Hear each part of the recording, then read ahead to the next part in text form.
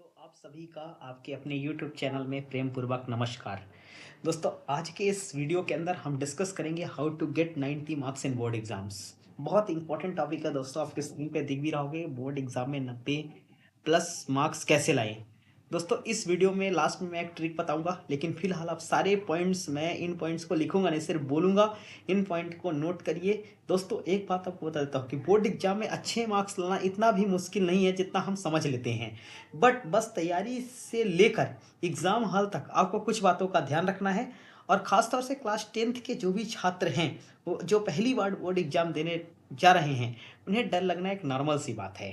और इस वजह से वो कई बार एग्ज़ाम में उतना अच्छा परफॉर्मेंस भी नहीं कर पाते हैं जितना कि उनके पास पोटेंशियल होता है, जितना अच्छा परफॉर्मेंस वो कर सकते हैं। ठीक है, सब कुछ आते हुए भी या तो सवाल छूट ही जाते हैं, या फिर हम उत्तर सही से नहीं लिख पाते हैं। नतीजा ये होता है कि मार्क्स कट जाता है, जबकि वो 90 प्लस स्कोर कर सकते हैं।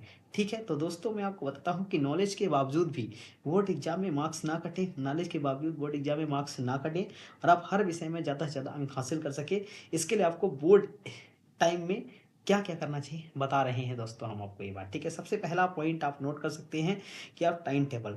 दोस्तों, टाइम टेबल की जब भी हम बात करते हैं, सॉरी, टाइम टेबल की जब भी हम बात करते हैं कि अगर आप एग्जाम में अच्छे मार्क्स लाना चाहते हैं, सबसे पहले आप एक टाइम टेबल बनाएं। ठीक है, कितनी देर तक पढ़ाई करनी है, कब ब्रेक लेना है, कब खाना है, कब आराम करना है, ये सब जरूरी है।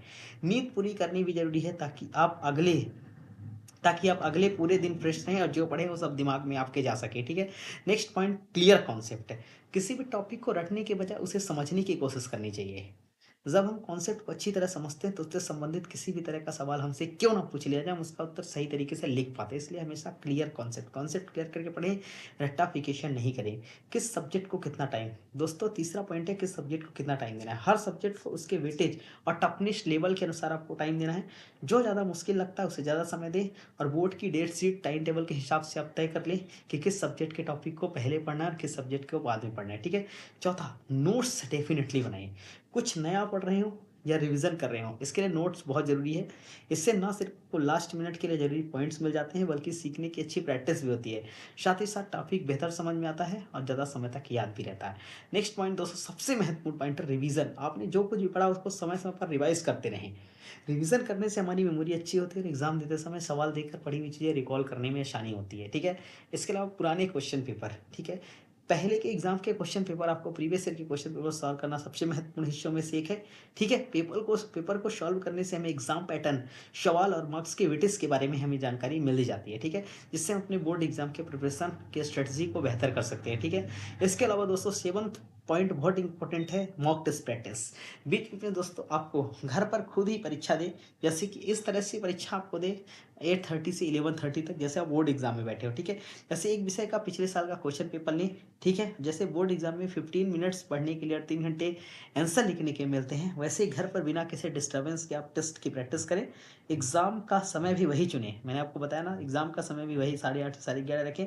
इससे आपको दिन के उन घंटों में आपको एक्टिव रहने की आदत पड़ जाएगी और एग्जाम देते समय आपको नींद या आलस का बिल्कुल सामना नहीं करना पड़ेगा। ठीक है, इसके अलावा एक नेक्स्ट पॉइंट जो कि ट्रिक भी है, पॉजिटिव थिंकिंग। सभी चीज़ों की एक ही ट्रिक है, जैसे मैंने आपको कहा था वीडियो के लास्ट में बताऊंगा, पॉजिटिव थिंकिंग। दोस्तों, हमारे जीवन में क्या होता है, इससे हमारी सोच की बहुत बड़ी भूमिका होती है। ठीक है, हमारे जीवन में क्या होता है, इसमें हमारी सोच की काफ़ी बड़ी भूमिका होती है। आप जैसा सोचेंगे वैसी ऊर्जा ही आकर्षित आप करेंगे।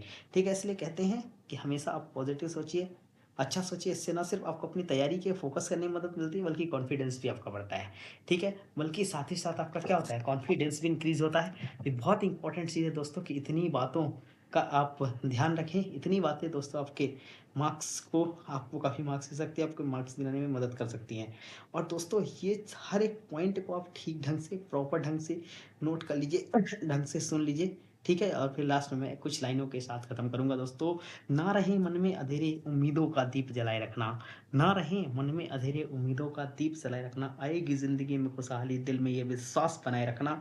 ना होना मायूस कभी राहों में, हर कदम पर हौसला बनाए रखना। होंगे पूरे, पूरे होंगे एक दिन ख्वाब सारे, दिल में ये जज्बा बनाए रखना।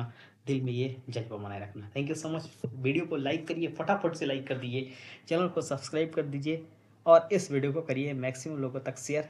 Thank you so much, and मिलेंगे आपसे नेक्स्ट वीडियो में। जय हिंद, थैंक यू।